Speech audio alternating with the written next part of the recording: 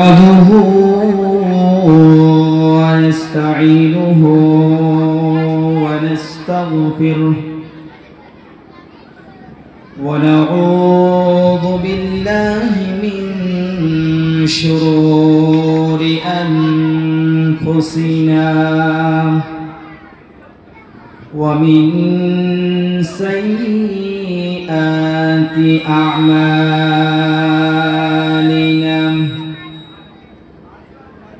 من يهده الله فلا مضل له ومن يضلله فلا هادي له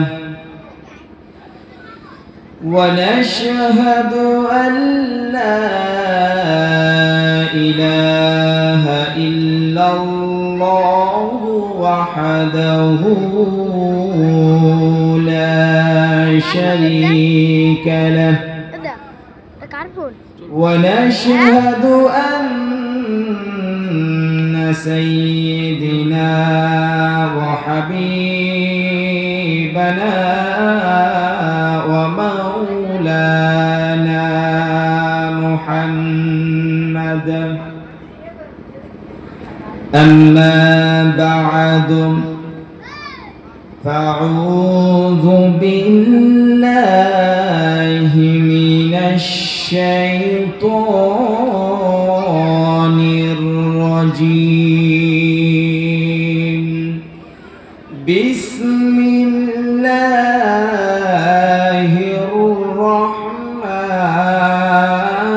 الرحمن الرحيم قل إن كنتم تحبون الله فاتبعوني يحببكم الله ويغفر لكم ذنوبكم والله غفور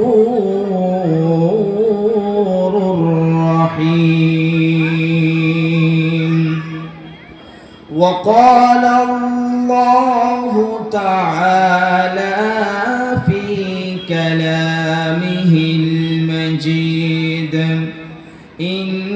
إنك لعلى خلق عظيم صدق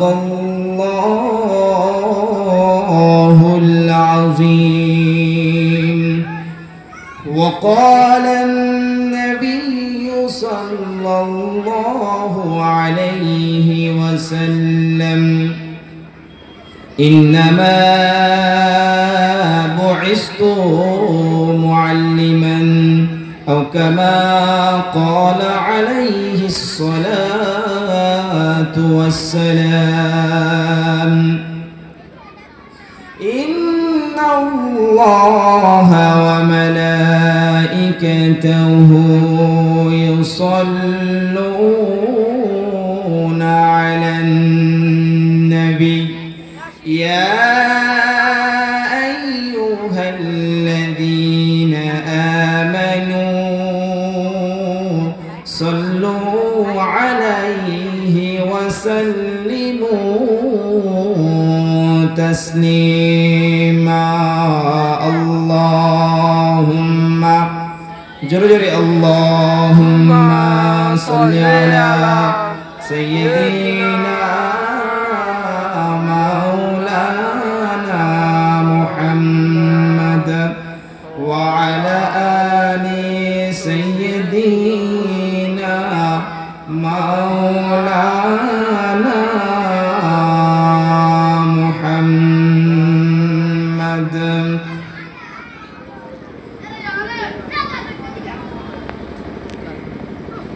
লিখে লিখে শেষ হবে না হে নবী তোমার গুণগান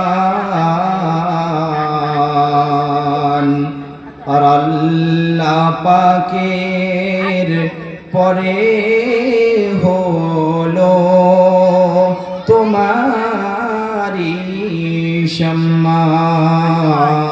জোরে জোরে আল্লাহুম্মা সাল্লি আলা সাইয়্যিদিনা মাওলানা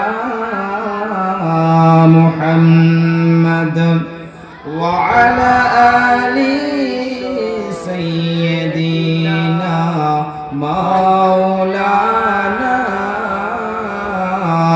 মুহাম্মদ। আলহামদুলিল্লাহ,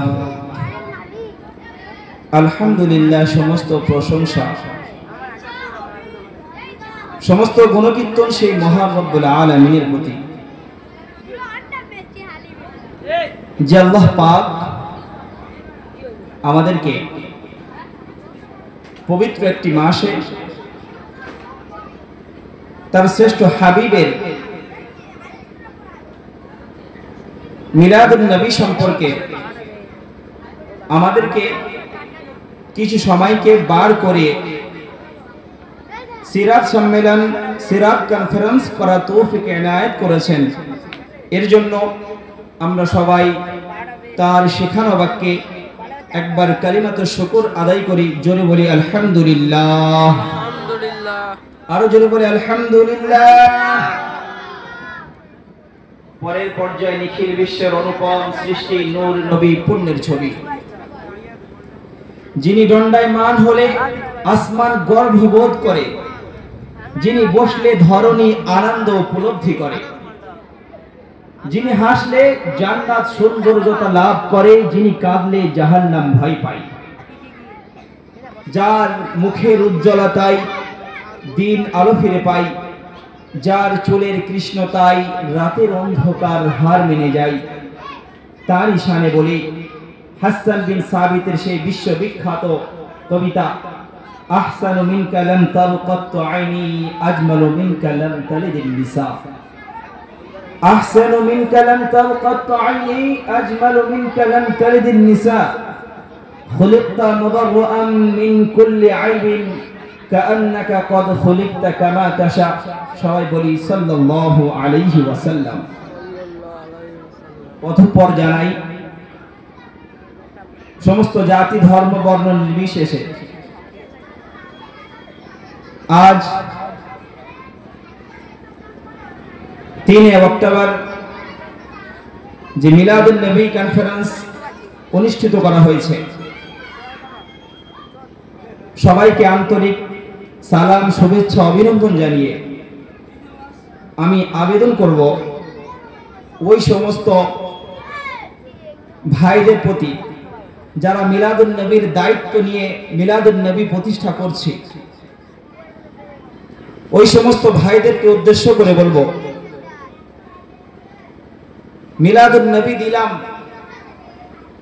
আর সমস্ত নেকি কুড়িয়ে নিলাম, দোস্ত এত সহজ না। মিলাদুন নবী দিয়ে একদিকে আল্লাহর রাসূল যাকে না সৃষ্টি করলে কুল মখলুকাত কিছুই সৃষ্টি করতেন না, কেননা কিতাবের মধ্যে এসেছে লাউলা খালাকাল্লাহু লামা খালাকতুল আদম, যে আমি যদি মুহাম্মদ আরবি সাল্লাল্লাহু আলাইহি ওয়াসাল্লামকে সৃষ্টি না করতাম, এমনকি আদম আলাইহিস সালাতু ওয়াস সালামকেও সৃষ্টি করতাম না। আমার বন্ধুরা, একদিকে আল্লাহর রাসূলের মিলাদ করা হচ্ছে, অন্যদিকে যদি তোমরা বিভিন্ন রকম কাজের মধ্যে মশগুল থাকো, ব্যস্ত থাকো, এটা কিন্তু প্রকৃত আশিকে রাসূলের পরিচয় না। ওই জন্য আমি সমস্ত ভাইদেরকে উদ্দেশ্য করে বলছি, এবং যে সমস্ত আমার বাবারা, চাচারা, ভাইরা এদিকে ওদিকে ঘোরাফেরা করছি, সময়কে বিনষ্ট না করে আমরা মিলাদুন নবীর মজমাতে চলে আসি। এসে আল্লাহর হাবিব সাল্লাল্লাহু আলাইহি ওয়াসাল্লামের সম্বন্ধে জানি, বুঝি এবং তার উপরে আমল করার চেষ্টা করি। মুহতারাম হাজিরিন, আল্লাহ পাক পবিত্র কোরআন শরীফের মধ্যে প্যারা নবী মুহাম্মদ আরবি সাল্লাল্লাহু আলাইহি ওয়াসাল্লামের অনুপম আদর্শ সংক্রান্তে স্বয়ং স্রষ্টা ঘোষণা করেছেন, ইন্নাকা লাআলা খুলুকিন আযীম, অর্থাৎ আপনার আদর্শ সর্বশ্রেষ্ঠ। মুহতারাম হাজিরিন,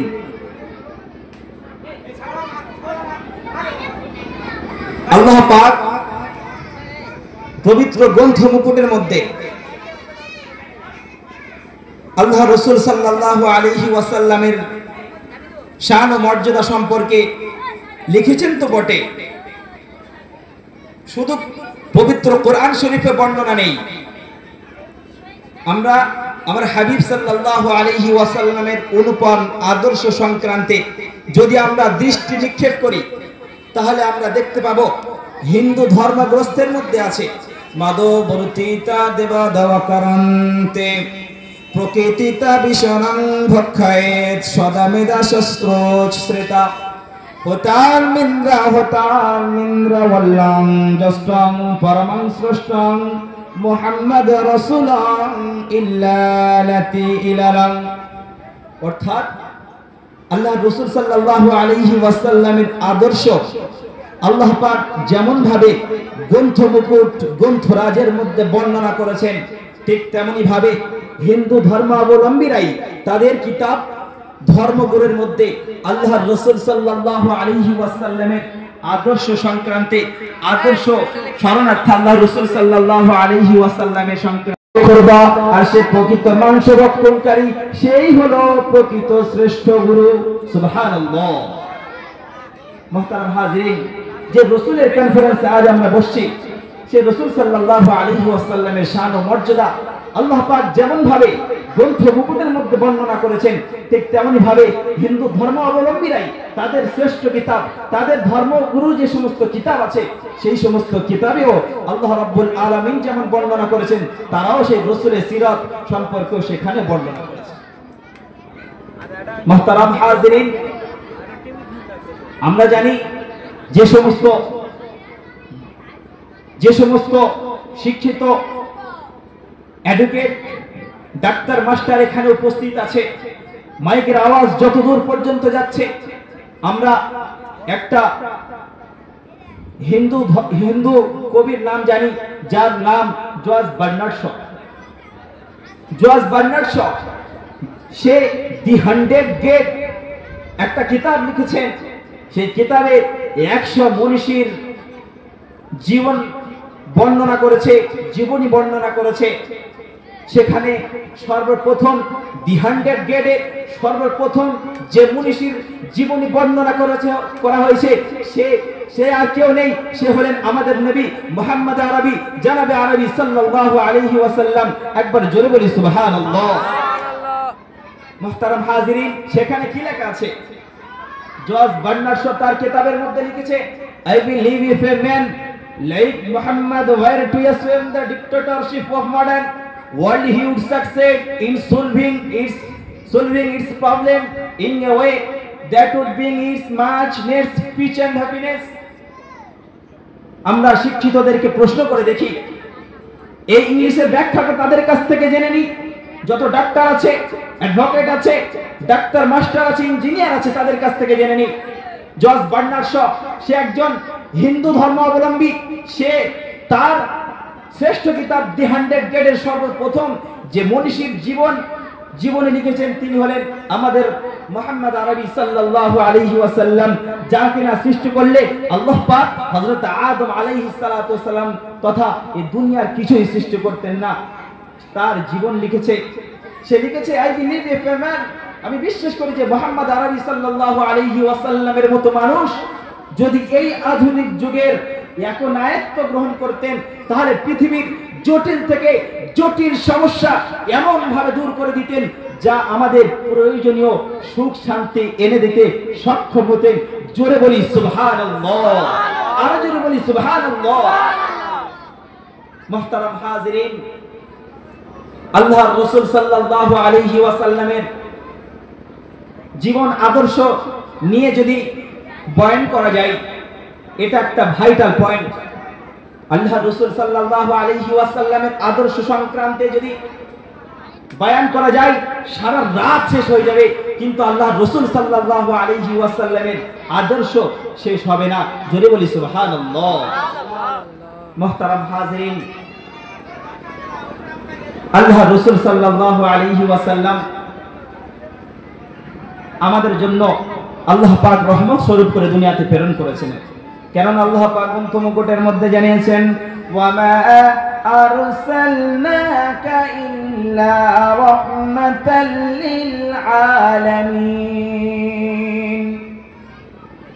আমার সম্মানিত মুসাল্লিয়ানে কেরাম, মুহতারাম হাজিরিন, আল্লাহ প্রেমিক যুবক ভাইরা, যুবক বোনেরা, আল্লাহ পাক দুনিয়া যেখান থেকে সৃষ্টি করেছেন হযরত আদম আলাইহিস সালাতু ওয়াস সালাম থেকে নিয়ে আমার হাবিব খাতামুল আম্বিয়া জনাবে নবী করিম সাল্লাল্লাহু আলাইহি ওয়াসাল্লাম পর্যন্ত লক্ষ লক্ষ নবী একরামদেরকে আল্লাহ রাব্বুল আলামিন দুনিয়ার বুকে প্রেরণ করেছিলেন। কিন্তু হযরত আদম আলাইহিস সালাতু ওয়াস সালাম থেকে নিয়ে হযরত ঈসা আলাইহিস সালাতু ওয়াস সালাম পর্যন্ত আল্লাহ পাক যতগুলো নবী দুনিয়াতে প্রেরণ করেছিলেন, কাউকে আল্লাহ রাব্বুল আলামিন রহমাতুল লিল আলামিন করে দুনিয়াতে প্রেরণ করেননি।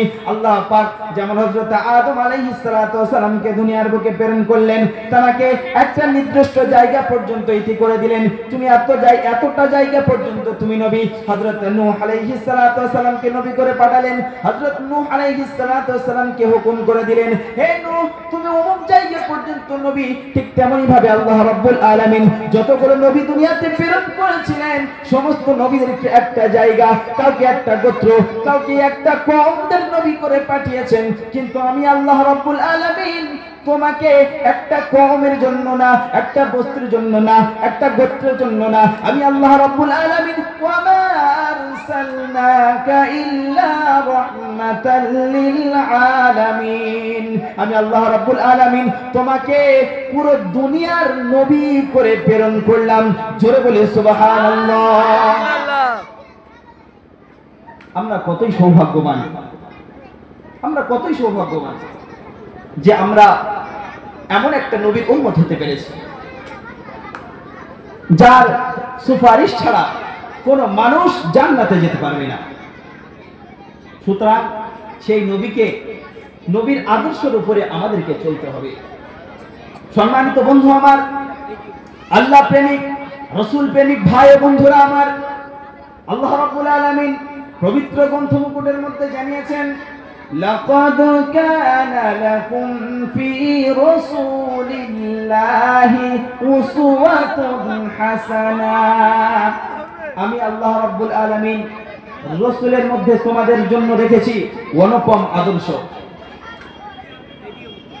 তুমি যে দেশে হও না কেন, যে জায়গার হও না কেন, তুমি যেই হও আর যাই হও, তুমি যদি আল্লাহর রাসূল সাল্লাল্লাহু আলাইহি ওয়াসাল্লামের অনুপম আদর্শে আদর্শিত হতে পারো, তাহলে তুমি যেমন ইহ জগতেই কামিয়াবি হবে, তদ্রূপ আল্লাহ পাক তোমাকে সেই জগৎ যেটা আবাদান জিন্দেগি, সেখানে তোমাকে কামিয়াবি করবেন।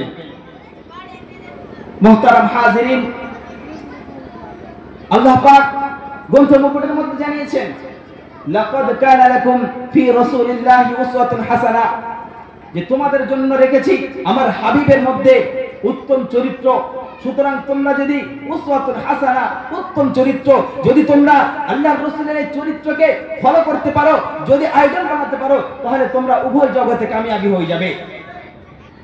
লিখছেন কবি, যদি শিক্ষক হতে চাও, আদর্শ শিক্ষক হতে চাও, তাহলে আদর্শ শিক্ষার মধ্যে যে গুণাবলী পাওয়া যাওয়া প্রয়োজন, সেগুলো মুহাম্মদ সাল্লাল্লাহু আলাইহি ওয়াসাল্লামকে ফলো করো।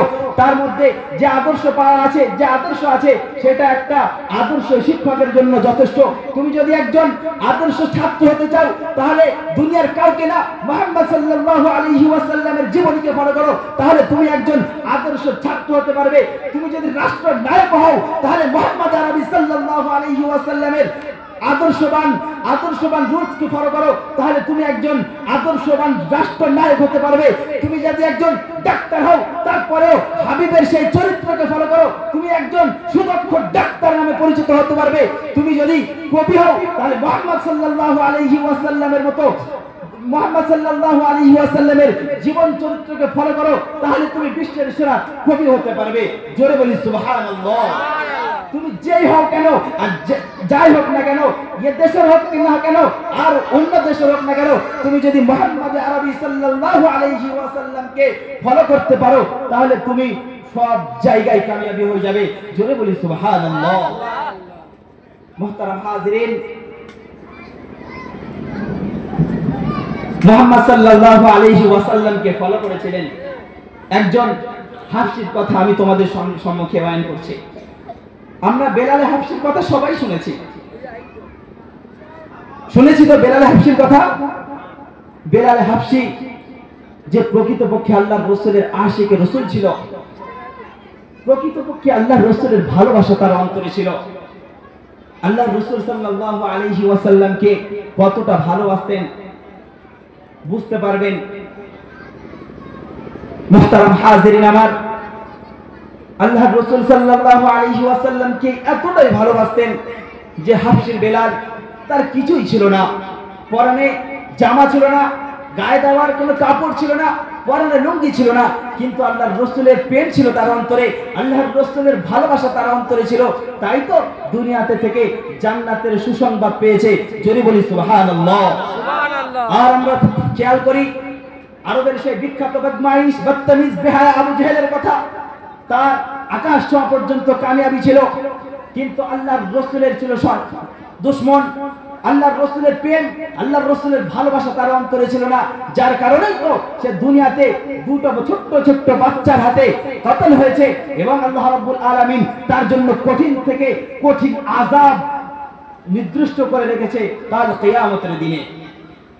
মুহতারাম হাজিরিন আমার, আল্লাহ প্রেমিক ভাইরা, বেলাল হাফসি ছিল আমাদের মতো জওয়ান যুবক একটা ভাই, কিন্তু আল্লাহর রাসূলের প্রেম ছিল তার অন্তরে, আল্লাহর রাসূলের ভালোবাসা তার অন্তরে ছিল। তাই তো আল্লাহর রাসূল সাল্লাল্লাহু আলাইহি ওয়াসাল্লাম যখন এই দুনিয়া থেকে বিদায় নিয়ে চলে গেলেন, সমস্ত মক্কা মদিনার মানুষের কান্নার হুল্লোড় লেগে গেছে। হযরতে বেলাল হাফসি আল্লাহর রাসূলকে এতটাই ভালোবাসতেন, এতটাই মহব্বত করতে পারতেন যে বেলাল হাফসি আর মদিনায় থাকতে না পেরে দামেস্কে, মিশরের দামেস্কে চলে গেছেন। আল্লাহর রাসূলকে এতটাই ভালোবাসতেন যে আমি একদিকে আজান দেব। আমরা জানি বেলালের আজান, কবি সেই বেলালের আজান সম্পর্কে কিতাবে লিখেছে, না হাকিলে বেলাল ফজরের আজান হতো না সকাল, না হাকিলে বেলাল ফজরের আজান হতো না সকাল।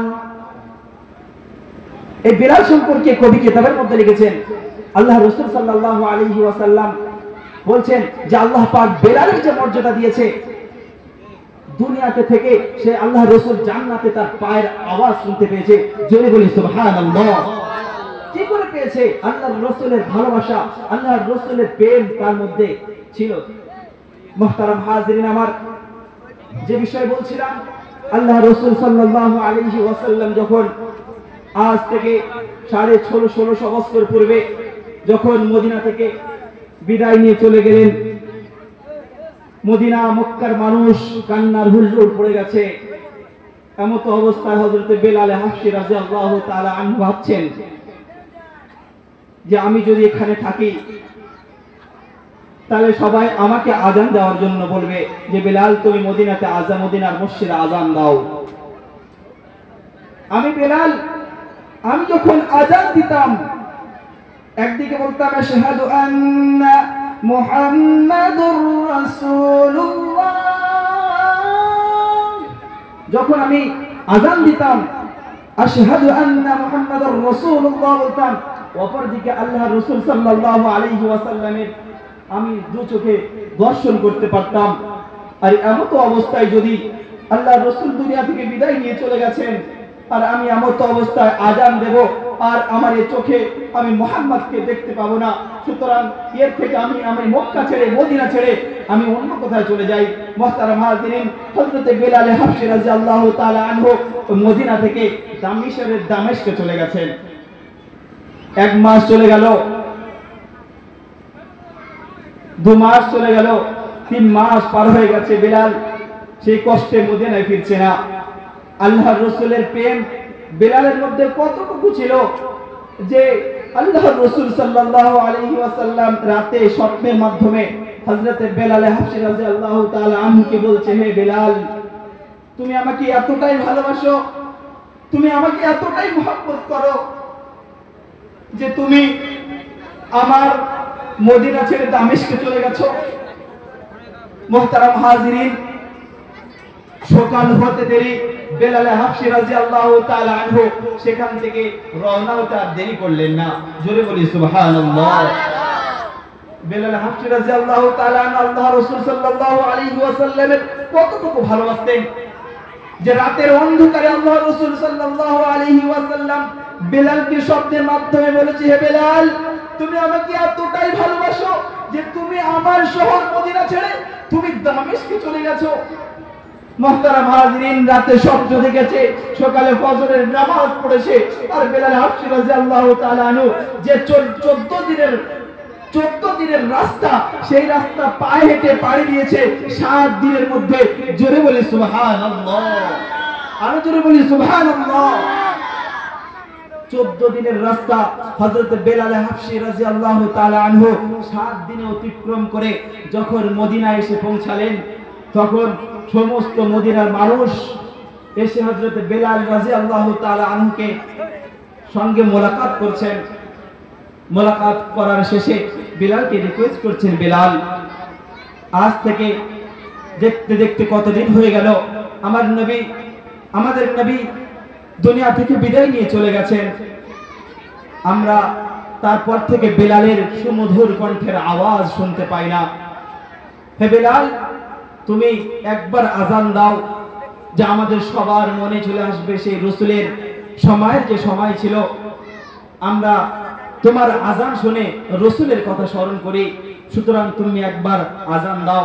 বেলাল হাবশী রাদিয়াল্লাহু তাআলা আনহু বলছেন, না না, কখনো হতে পারে না, কেননা আমি আজান দেব, এদিকে আজান দেব, ওদিকে আমি রাসূলকে দেখতে পাবো না, এ কষ্ট আমি সহ্য করতে পারবো না। সুতরাং আমি আজান দিচ্ছি না, আপনারা আমাকে যা বলবেন শুনবো, কিন্তু আজানের জন্য রিকোয়েস্ট আমাকে করবেন না। মুহতারাম হাজিরিন, আল্লাহ প্রেমিক, রাসূল প্রেমিক শ্রোতারা আমার, সবাই মদিনার সমস্ত লোকেরা হযরত হাসান হুসাইনের কাছে চলে গেল যে হাসান হুসাইন যদি এসে বেলালকে, হাসান হুসাইন পারবে বেলালকে রাজি করতে, তাছাড়া আর কেউ পারবে না। মদিনার সমস্ত মানুষ বাড়িতে চলে গিয়ে হযরত হাসান হুসাইন, যারা রাসূলুল্লাহ সাল্লাল্লাহু আলাইহি ওয়াসাল্লামের কলিজার টুকরো, তাদেরকে নিয়ে হযরতে বেলাল হাবশী রাদিয়াল্লাহু তাআলা আনহুর কাছে এসে বললেন যে হাসান হুসাইন, তোমরা বেলালকে একবার রিকোয়েস্ট করো আজান দেওয়ার জন্য, কেননা আমরা কতদিন হয়ে গেল বেলালের সুমধুর কণ্ঠের আওয়াজ শুনতে পাচ্ছি না। আল্লাহর রাসূলের জামানার যে আওয়াজ, জামানার যে আজান ছিল, সে আজান আমরা কতদিন হয়ে গেল শুনতে পাচ্ছি না। সুতরাং তোমরা একবার রিকোয়েস্ট করো বেলালকে আজান দিতে। মুহতারাম হাজিরিন, হযরত হাসান হুসাইন রাদিয়াল্লাহু তাআলা আনহু এসে হযরত বেলাল হাবশী রাদিয়াল্লাহু তাআলা আনহুকে বলছেন, হে বেলাল চাচা, একবার আমাদের একটু রিকোয়েস্ট মানতে হবে। হযরত বেলাল হাবশী রাদিয়াল্লাহু তাআলা আনহু বলছেন, বলো বলো, কি রিকোয়েস্ট, তোমাদের কি কথা শুনতে হবে বলো।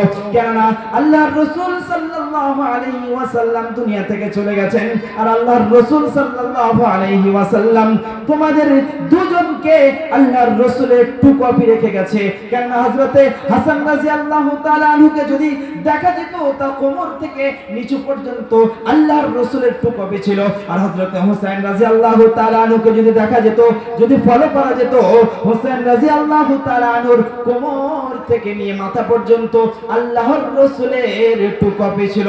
জোরে বলি সুবহানাল্লাহ।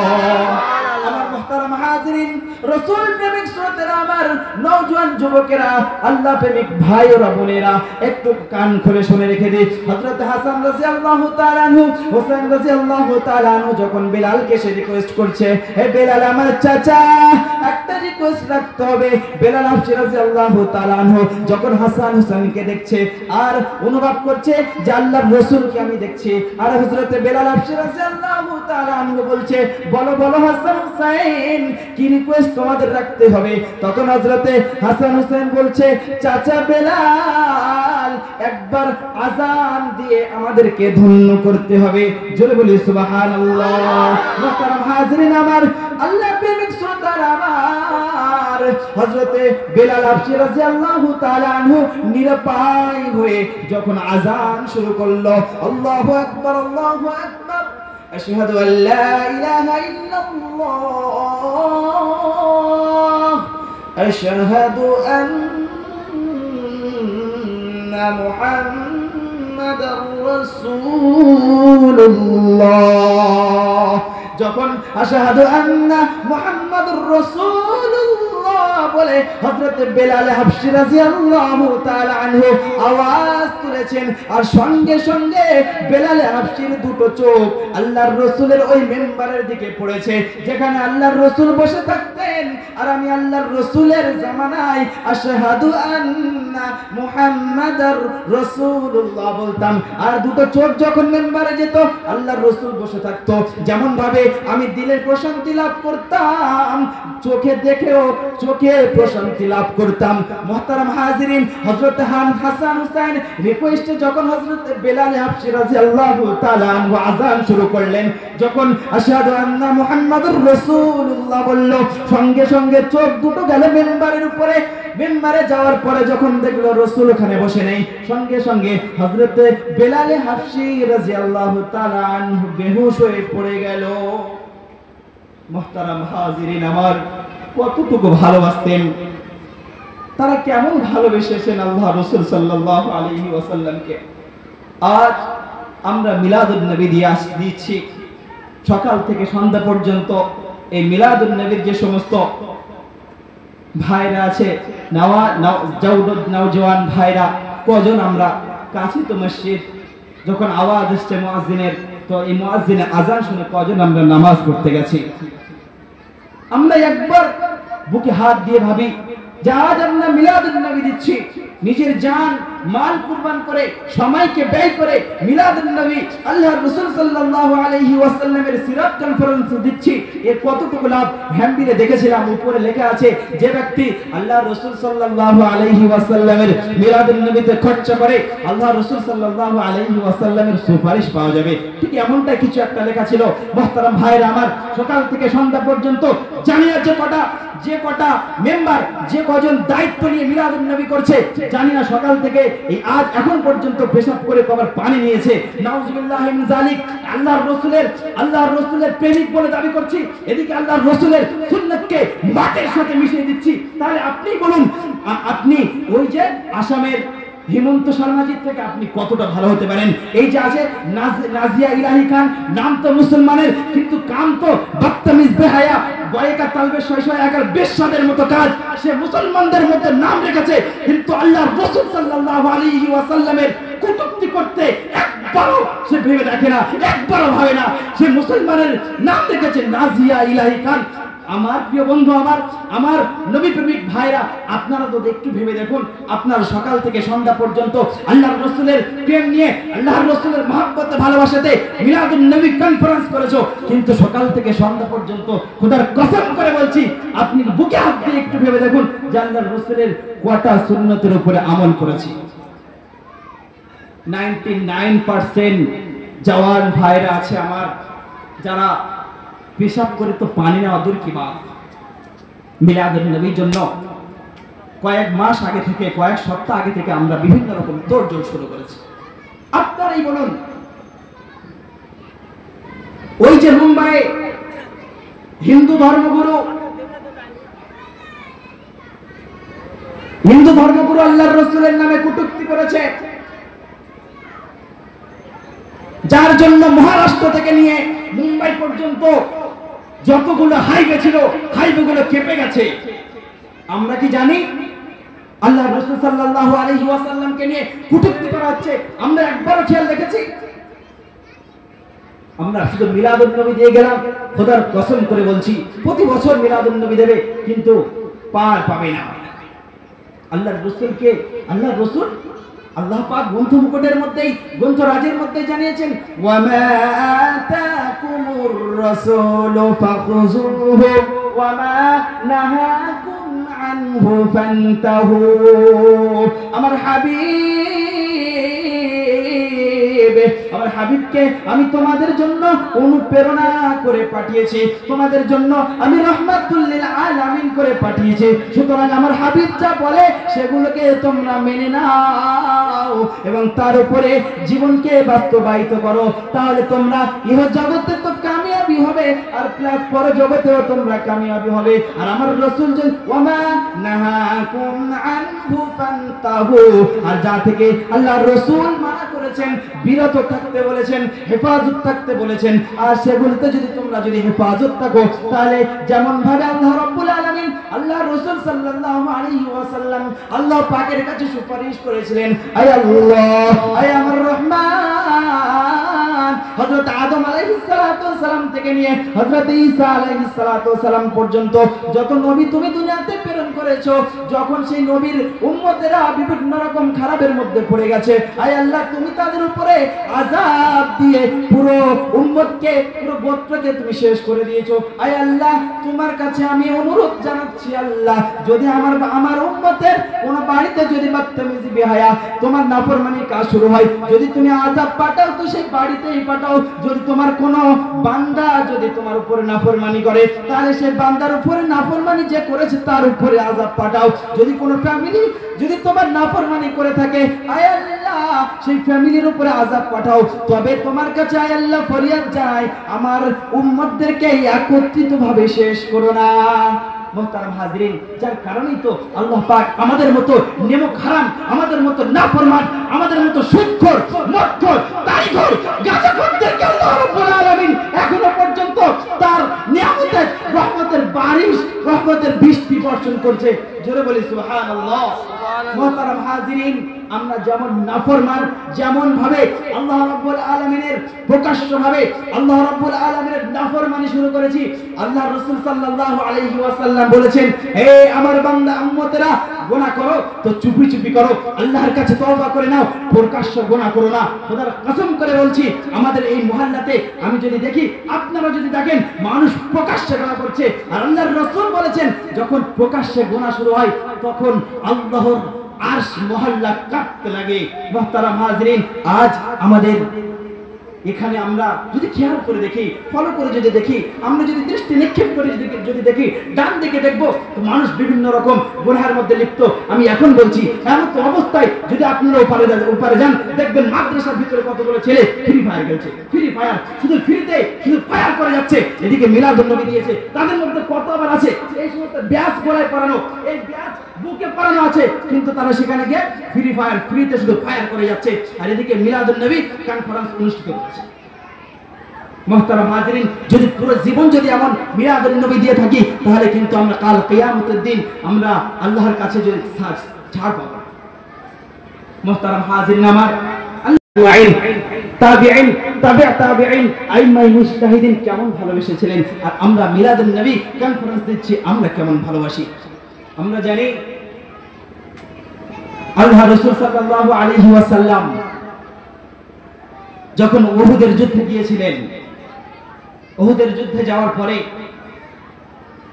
মুহতারাম হাজিরিন আমার, একটু কান খুলে শুনে রেখে দিই, কেমন ভালোবেসেছিলেন তারা, আর আমরা আজ কেমন ভালোবাসছি।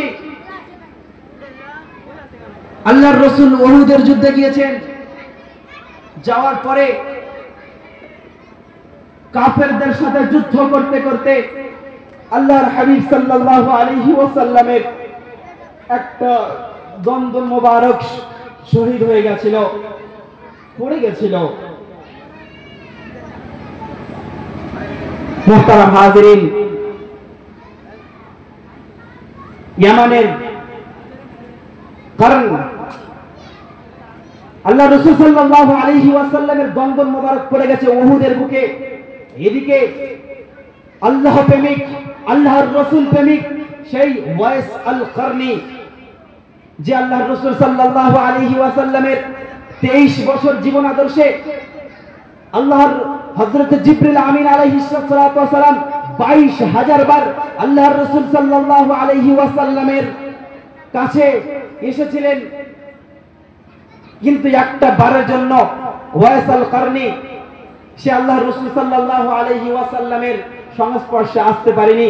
কিন্তু মুহতারাম হাজিরিন, যেদিন আল্লাহর রাসূল সাল্লাল্লাহু আলাইহি ওয়াসাল্লামের দন্দন মোবারক উহুদের মাঠে শহীদ হয়েছিল, সেই ইয়ামানের ওয়াইস আল কারনি আল্লাহর রাসূল সাল্লাল্লাহু আলাইহি ওয়াসাল্লামকে কখনো চর্মচক্ষে দেখেনি তো বটে, আল্লাহর রাসূলের মহব্বত, আল্লাহর রাসূলের ভালোবাসা আল্লাহ রাব্বুল আলামিন ওয়াইস আল কারনির ভিতরে এমন ভাবে গুঁজে দিয়েছিলেন যে ওয়াইস আল কারনি আল্লাহর রাসূলের উহুদের মাঠে একটা দন্দন মোবারক শহীদ হওয়ার কারণে ওয়াইস আল কারনি তার বাড়িতে বসে একটা দাঁত ভেঙে দিয়েছিল। ভাঙার পরে ভাবছে, আমি যে দাঁতটা ভেঙেছি হয়তো আমার রাসূলের ওই দাঁতটা ভাঙেনি, পরের দাঁতটা ভেঙেছে। হযরতে ওয়াইস আল কারনি তার পরের দাঁতটা ভেঙে দিয়েছে। একটা একটা করতে করতে মুখে 32টা দাঁত ছিল, সমস্ত দাঁতগুলোকে ভেঙে চুরমার করে দিয়েছে। আল্লাহর রাসূলের মহব্বতে, আল্লাহর রাসূলের ভালোবাসায় জোরে বলি সুবহানাল্লাহ।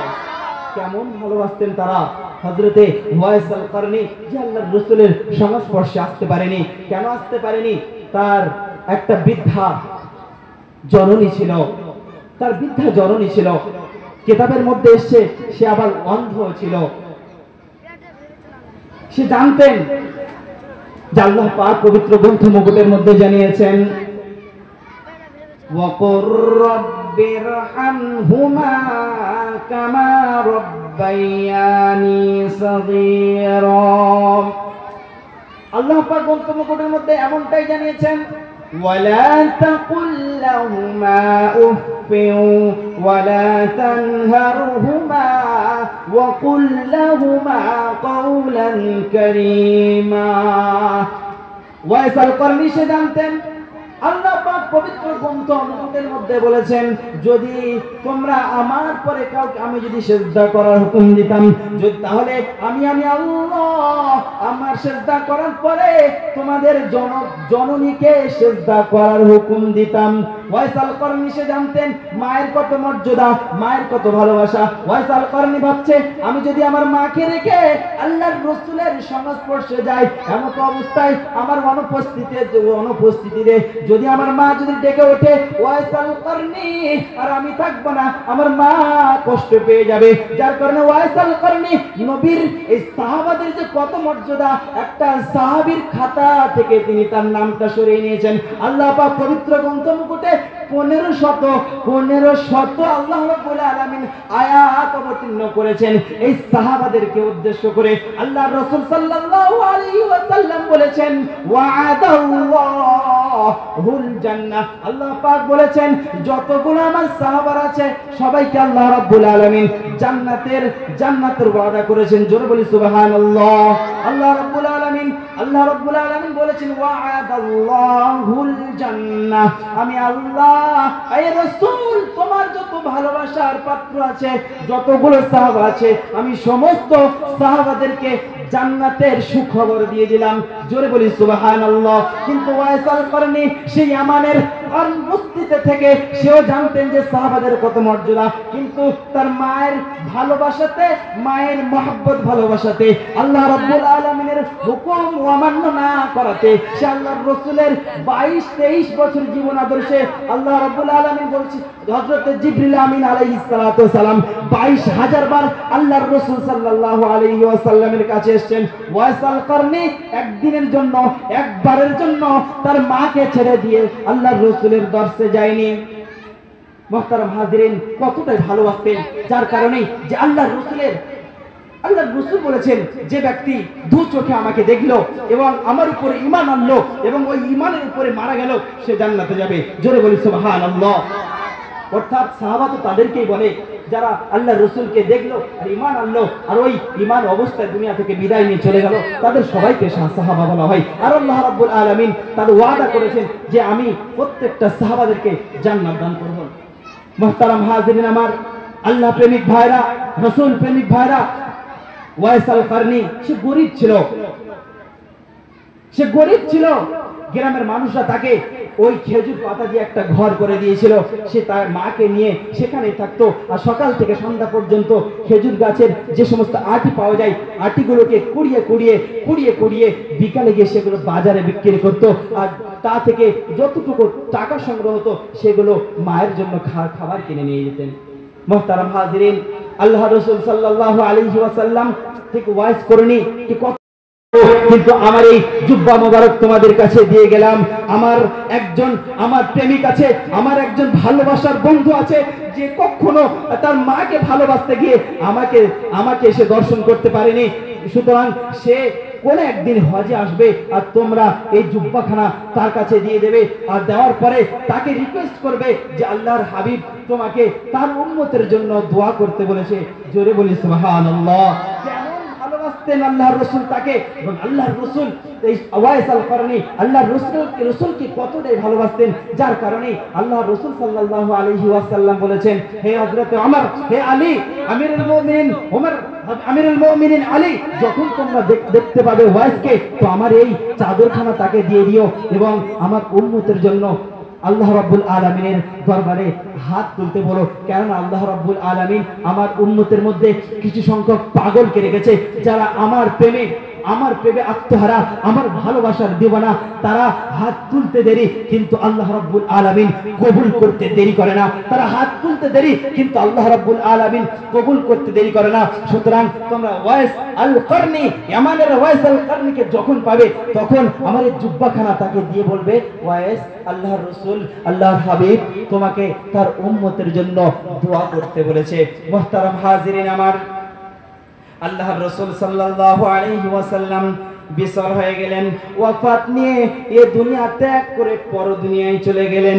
হযরত ওমর রাদিয়াল্লাহু তাআলা আনহু, হযরত আলী রাদিয়াল্লাহু তাআলা আনহু হজের মৌসুমে সমস্ত হাজী সাহেবদেরকে একত্রিত করে হযরত ওমর রাদিয়াল্লাহু তাআলা আনহু বললেন, ও হাজী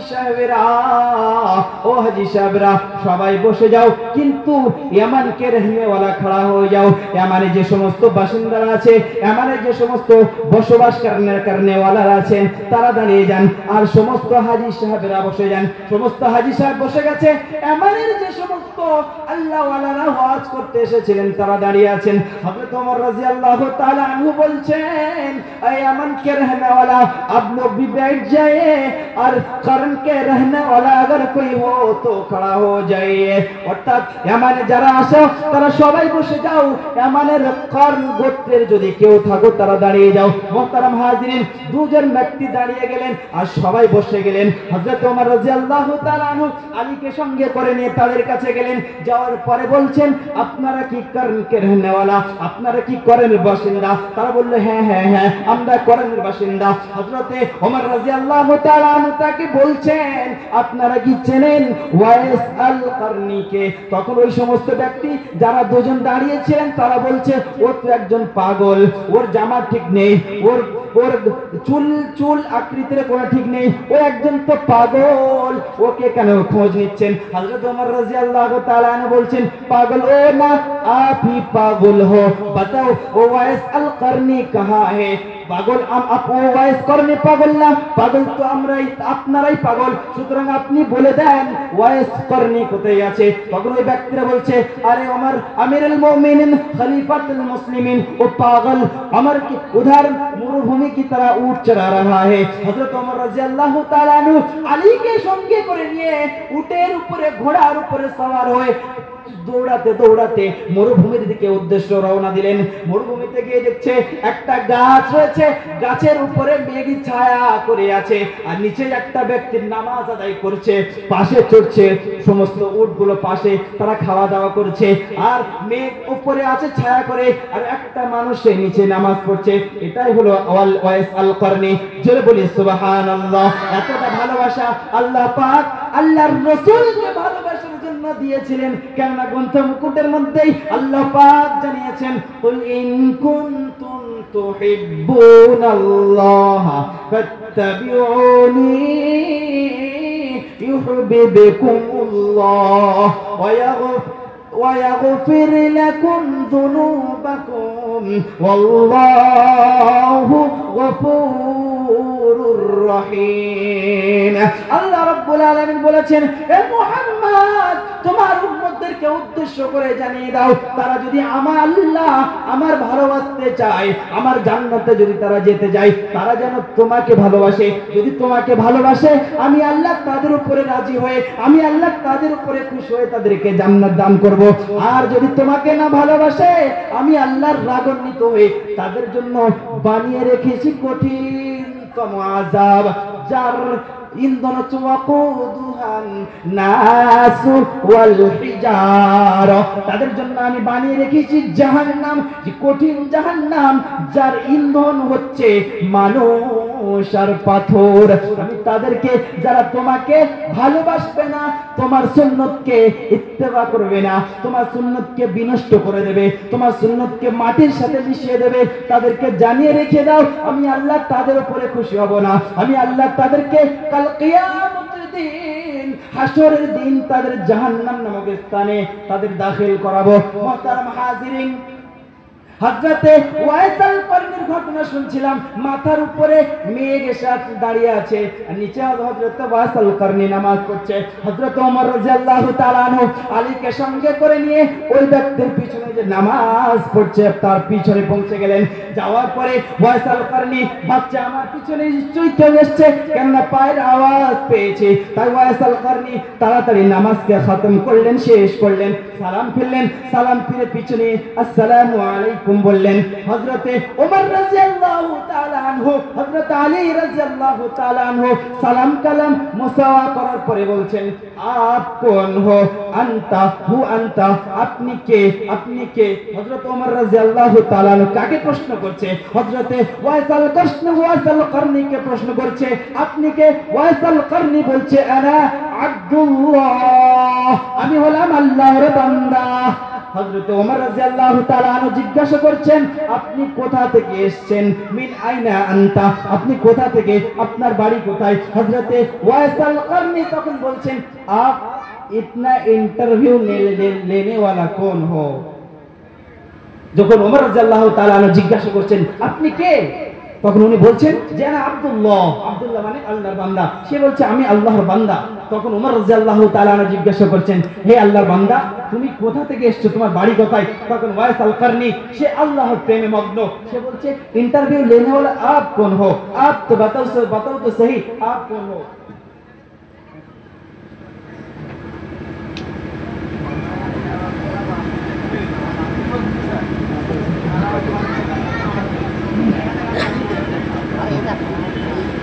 তো হযরত ওমর রাদিয়াল্লাহু তাআলা আনহু জিজ্ঞাসা করছেন যে আপনি কোথায় থেকে? ওয়াইসাল কর্ণী কি বলছে যে আপনি ইন্টারভিউ লেনে वाला कौन हो? তখন হযরত আলী রাদিয়াল্লাহু তাআলা আনহু বলে দিলেন, উনি আগেই বলে দিলেন, যদি না বলতেন, জানে যারা আল্লাহর প্রেমে দেওয়ানা, আল্লাহকে বেশি ভালোবাসে, রাসূলকে যারা বেশি ভালোবাসে, তারা উল্টো পাল্টা কথায় জড়াতে চায় না। তাই যদি ওয়াইসাল কর্ণী, এই আমিরুল মুমিনিন ওমর, একে যদি না জেনে যদি কোনো বড় কথা বলে দেয়, যার কারণে হযরতে আলী কাররামুল্লাহ ওয়াজহু হযরতে ওয়াইসাল কর্ণীকে বলছেন যে ইনি হচ্ছেন আমিরুল মুমিনিন হযরতে ওমর রাদিয়াল্লাহু তাআলা আনহু, আর আমি আলী। তখন ওয়াইসাল কর্ণীর মাথা নিচে হয়ে গেছে আর চোখ থেকে ঝরঝর করে পানি পড়ছে। এমন অবস্থায় বাতচিত হলো, কথাবার্তা হলো। কথাবার্তা শেষে যখন হযরত ওমর রাদিয়াল্লাহু তাআলা আনহু আল্লাহর রাসূলের সেই জুব্বা মোবারক যখন হাদিয়া স্বরূপ, গিফট স্বরূপ দিচ্ছেন, ওয়াইসাল কর্ণী অবাক। কি ব্যাপার? বিস্তারিত সবকিছু জানলেন যে আল্লাহর রাসূল, আল্লাহর রাসূল তোমাকে এই জুব্বা স্বরূপ গিফট করেছেন, হাদিয়া স্বরূপ দিয়েছেন। ওয়াইসাল কর্ণী অবাক যে আমি ওয়াইসাল কর্ণী ইয়ামানের কর্ণে অবস্থিত, না কোনোদিন 22 বছরের 23,000 বছর হযরত 23,000 বার হযরতে জিবরিল আমিন আল্লাহর রাসূলের কাছে এসেছেন, হাজার হাজার লক্ষ লক্ষ সাহাবা তারা আল্লাহর রাসূলকে দর্শন করেছেন। আমি হতভাগা, আল্লাহর রাসূলকে এই চর্মচোখে দেখতে পাইনি, আর আল্লাহর রাসূল আমার সম্পর্কে কি করে জানলেন? মুহতারাম হাজিরিন, সমস্ত কথাবার্তা হলো, গিফটও গ্রহণ করলেন।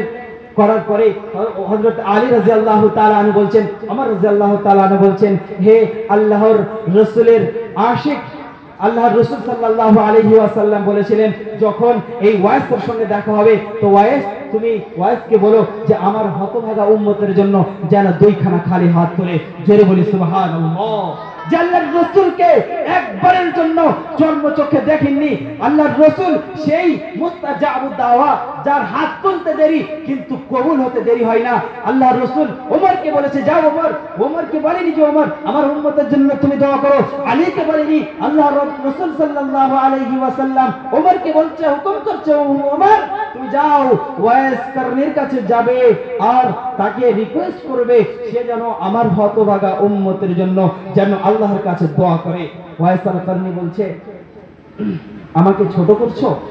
আপনারা আমিরুল মুমিনিন, আপনাদের কতই সৌভাগ্য, মর্যাদা কতই, আল্লাহর রাসূলের সান্নিধ্যে ছিলেন আর আপনি আমাদেরকে দোয়া করতে বলছেন, আপনি আমাকে দোয়া করতে বলছেন, আমাকে ছোট করবেন না, আপনি দোয়া করুন। ওয়াইস আল কারনি ও হযরত ওমর রাদিয়াল্লাহু তাআলা বললেন, না, আল্লাহর রাসূল সেদিনকে আমাদেরকে ওসিয়াত করে গেছিলেন, নির্দেশ দিয়ে গেছিলেন যে ওয়াইসকে হাত তুলে দোয়া করতে বলো। মুহতারাম হাজিরিন, ওয়াইস আল কারনি হাত তুলে আল্লাহর রাসূল সাল্লাল্লাহু আলাইহি ওয়াসাল্লামের উম্মতের জন্য, হতভাগা নাফরমান উম্মতের জন্য হাত তুলেছিলেন জোরে বলি সুবহানাল্লাহ।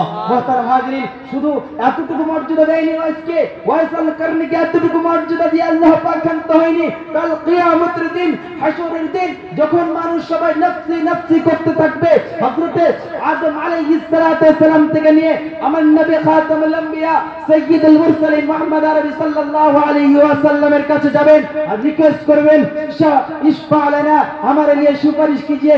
ওমা তারা কদ বাল্লাগনা, আপনি কি দেখছেন না, আপনারা কি দেখছেন না যে আমাদের মাথার উপরে সূর্য, এইদিকে মানুষ কেউ ঘামে গোলগাট পর্যন্ত, কেউ হাঁটু পর্যন্ত ঘামে, কেউ কোমর পর্যন্ত ঘামে, কেউ বুক পর্যন্ত ঘামের মধ্যে হাউডুবু খাচ্ছে, আর আপনারা আল্লাহর রাসূল হয়ে, আল্লাহর নবী হয়ে আপনারা দেখতে পাচ্ছেন না।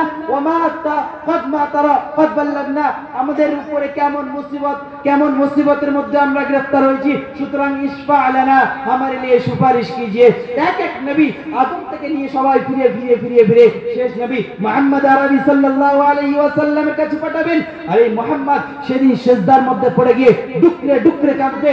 আল্লাহ পাক জিবরিল আমিন আলাইহিস সালাতু ওয়াস সালামকে বললেন, এই জিবরিল অতি শীঘ্রই চলে যাও, আমার হাবিব সিজদার মধ্যে পড়ে গিয়ে ডুকরে কাঁদছে, তাড়াতাড়ি চলে যাও, আমার হাবিব কি চাচ্ছে, তুমি হাবিবের কাছে যাও। জিবরিল আমিন আলাইহিস সালাতু ওয়াস সালাম হাবিবের কাছে আসবে, আসার পরে বলবে, ইরফা রাসাক সাল তুতা ওয়াশফি, সুপারিশ করো, তুমি মাথা উঠাও হাবিব, ইরফা রাসাক ইয়া হাবিবি, মাথা উঠাও, তুমি এই সিজদার মধ্যে পড়ে কন্দন করছো, আল্লাহর আরশ কাঁপতে শুরু করেছে, ইরফা রাসাক, মাথা উঠাও, সাল তুতা, চাও কি প্রয়োজন, আল্লাহ পাক তোমার প্রয়োজনকে মিটিয়ে দেবে, ওয়াশফি তুশাফা, তুমি সুপারিশ করো, আল্লাহ পাক তোমার সুপারিশকে অ্যাকসেপ্ট করবেন। মুহতারাম হাজিরিন, আমরা জানি এমন অবস্থা আল্লাহর রাসূল সাল্লাল্লাহু আলাইহি ওয়াসাল্লাম সুপারিশ করবেন, কিন্তু যখন আল্লাহ রাব্বুল আলামিন ফয়সালা করে দেবেন, একদিকে জান্নাত অপরদিকে জাহান্নাম ফয়সালা করে দেবেন, জান্নাতীদেরকে বলবে যাও জান্নাতের মধ্যে দাখিল হয়ে যাও।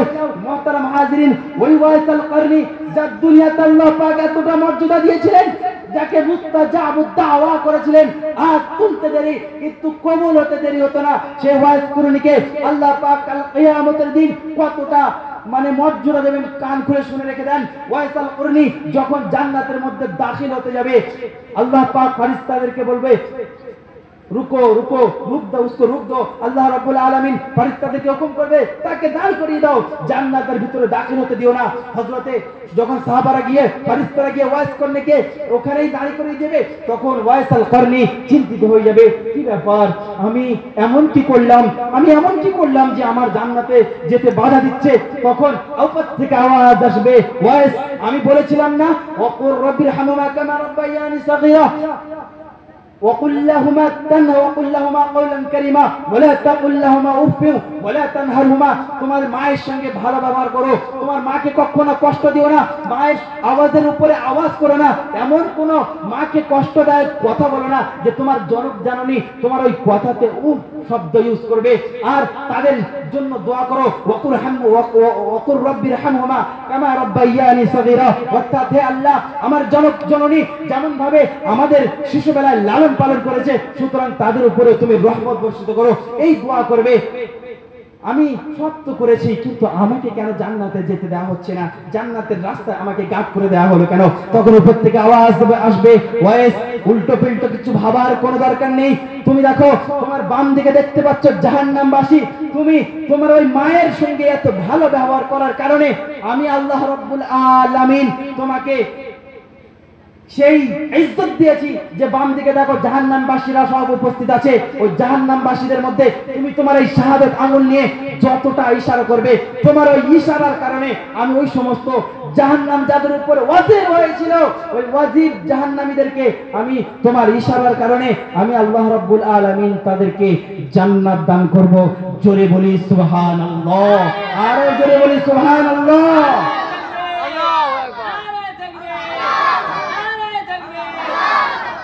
মুহতারাম হাজিরিন, সম্মানিত আল্লাহ প্রেমিক শ্রোতারা, রাসূল প্রেমিক ভাইরা আমার, এতটাই সম্মান দিয়েছিলেন ওয়াইস আল কারনিকে। ঘটনা তো অনেক লম্বা চওড়া, কিন্তু সময় যেহেতু শেষ, এখানেই এই আল্লাহর রাসূলের সিরাত এমন একটা ভাইটাল পয়েন্ট, এর উপরে যদি আলোচনা করতে করতে সময় শেষ হয়ে যায়, সারা রাত শেষ হয়ে যাবে, কিন্তু আল্লাহর রাসূলের এই ভাইটাল পয়েন্টের উপরে আলোচনা করে শেষ করা যাবে না। ওই জন্য আমি বলেছিলাম না যে হিন্দু ধর্মগুরুরা হিন্দু ধর্ম গ্রন্থের মধ্যে লিখেছে,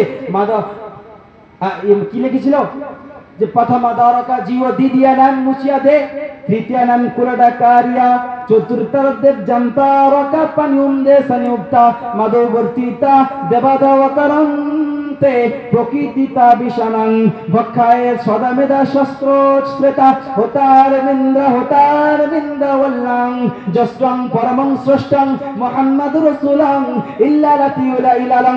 অর্থাৎ যে দেবের প্রথম অক্ষর ম এবং শেষ অক্ষর দ, আমরা জানি আল্লাহর রাসূলের নাম মুহাম্মদ, প্রথম অক্ষর ম এবং শেষ অক্ষর দ।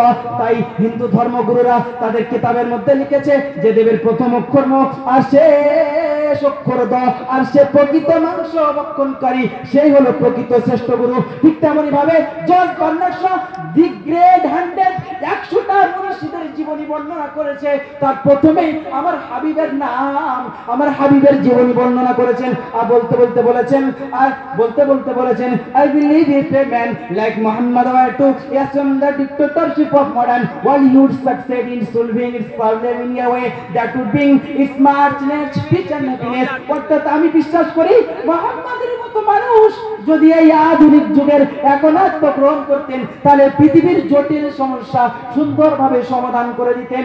আমরা জানি পৃথিবীর বুকে একটা বিশ্ববিখ্যাত বৈজ্ঞানিক আইনস্টাইনের কথা, যে সমস্ত ডাক্তার, এডুকেটেড, মাস্টার, ইঞ্জিনিয়ার আছে, এই ডাক্তার, এই সব বিশ্ববিখ্যাত বৈজ্ঞানিক আইনস্টাইনের কথা আমরা সবাই জানি। এই আইনস্টাইন আল্লাহর রাসূলের জীবনী লিখতে গিয়ে বলছেন, এ বিশ্ববাসীরা আমার, এ বিশ্বের মানুষেরা, তোমরা আমাকে বিশ্বের সেরা জ্ঞানী, বিশ্বের সেরা পণ্ডিত বলে প্রমাণ করতে চাও? আরে কান খুলে শুনে রেখে দাও, আমি তো জ্ঞান সমুদ্রের কিনারায় বসে নুড়ি পাথর কুড়িয়েছি, আর যিনি জ্ঞান সমুদ্রের তলদেশে গিয়ে মণিমুক্ত সংগ্রহ করেছেন তিনি আর কেউ নন, তিনি হলেন আমার নবী মুহাম্মদ আরবি। জোরে বলি সুবহানাল্লাহ। তাকে বিশ্ববিখ্যাত বৈজ্ঞানিক বলা হয়েছিল। সে বলেছে তোমরা আমাকে বিশ্বের সেরা জ্ঞানী বলো, বিশ্বের সেরা পণ্ডিত বলো। আরে আমি তো জ্ঞান সমুদ্রের কিনারায় বসে নুড়ি পাথর করেছি, আর যিনি জ্ঞান সমুদ্রের তলদেশে গিয়ে মণিমুক্ত সংগ্রহ করেছিলেন তিনি হলেন আমার নবী মুহাম্মদ আরবি সাল্লাল্লাহু আলাইহি ওয়াসাল্লাম। শেষ করে দেব মুহতারাম হাজিরিন, আমার রাসূল সাল্লাল্লাহু আলাইহি ওয়াসাল্লাম জীবনে কোনো স্কুল, জীবনে কোনো কলেজ, ইউনিভার্সিটি, মাদ্রাসা, মক্তবে না গিয়ে, মসজিদের দুয়ারে পা না দিয়ে সর্বকালের সর্বসেরা পণ্ডিত ছিলেন। তিনি বৈজ্ঞানিক ছিলেন না, বরং বৈজ্ঞানিকদের জনক ছিলেন। তিনি দার্শনিক ছিলেন না, বরং দার্শনিকদের পরম গুরু ছিলেন। তাই তো বিশ্ববিখ্যাত বৈজ্ঞানিকরাই আল্লাহ রাসূল সাল্লাল্লাহু আলাইহি ওয়াসাল্লাম জানেন, এপিজে আব্দুল কালাম না ভীমরাও আম্বেদকর, যে আমাদের ভারতের সংবিধান রচিত করেছেন, রচিতদের মধ্যে থেকে যিনি হেড পয়েন্টে ছিলেন ভীমরাও আম্বেদকর, যাকে ডাক্তার বি আর আম্বেদকর বলা হয়। এই ডাক্তার বি আর আম্বেদকরের ডান হাত যে ছিল কে শান্ত বলে একটা হিন্দু ধর্মাবলম্বী ছিল, তাকে লখনৌর একটা মজমাতে দাওয়াত করা হয়েছিল, সিরাতুন নবী কনফারেন্সে দাওয়াত করে, সেখানে 50 লক্ষ লক্ষ মানুষের সমাগম, আর তাকে দাওয়াত করা হয়েছিল।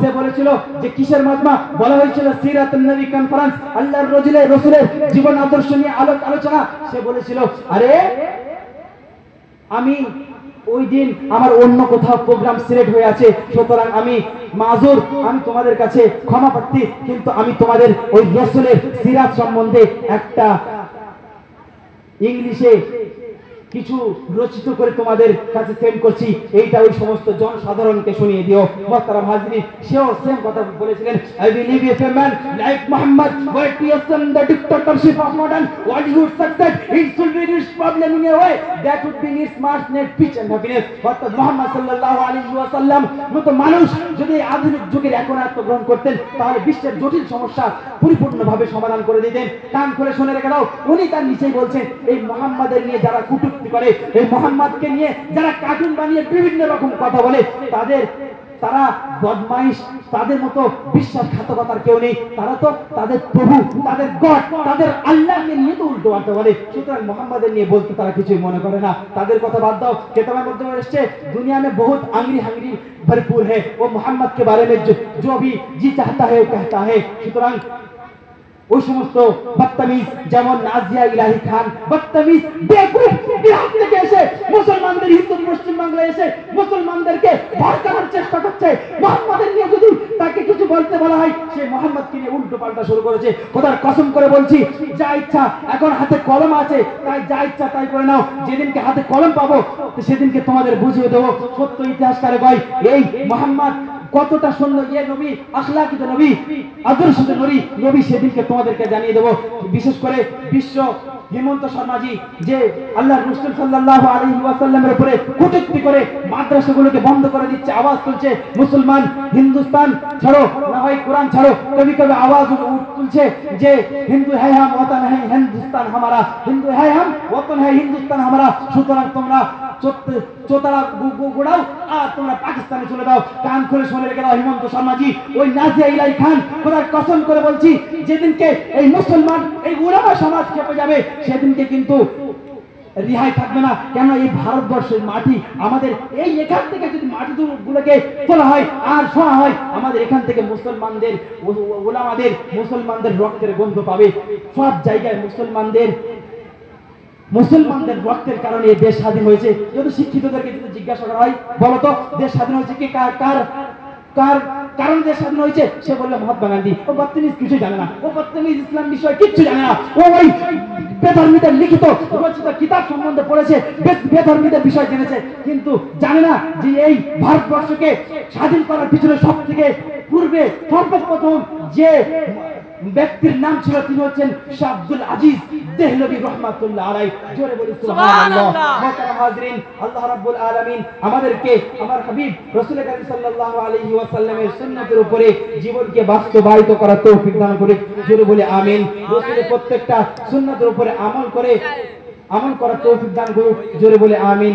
ওয়া আখির দাওয়ানা, আল্লাহ পাক আমাদেরকে শোনার থেকে, বলার থেকে বেশি বেশি রাসূলের সুন্নাতের উপরে, রাসূলের সিরাতের উপরে ইত্তেবা করার, অনুসরণ করার, অনুকরণ করার তৌফিক দান করুন। পরিশেষে একটা কবিতা বলে শেষ করে দিই। লিখে শেষ হবে না তোমার গুণগান, আর আল্লাহ পাকের পরে হলো তোমারই সম্মান। ওয়া আখির দাওয়ানা আলহামদুলিল্লাহি রাব্বিল আলামিন।